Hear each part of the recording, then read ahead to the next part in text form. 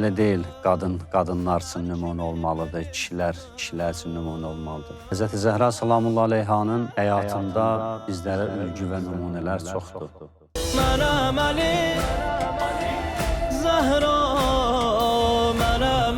İlk gecə idi Həzrəti Əli əleyhissalamın evinə gəlin gəlmişdi. Əli əleyhissalamdan ilk soruşduğu sual bu oldu. Ya Əli, mənim mehrabım hardadır, mən harda namaz qılacam? Məni tək qoyma, sənə qurban Əli. Mirvarilər ilə dolu dərya sizin olsun. Zəhra mənə bəsdir, hamı dünya sizin olsun. Həzrəti Zəhra rüküyə getdikdə 100 dəfə Subhanə Rabbiyəl Əzimi və bihamdih deyər. O qədər mehrabda qalardı, o qədər mehrabda ibadət edərdi. O Zəhra ləqəbin oradan verilir.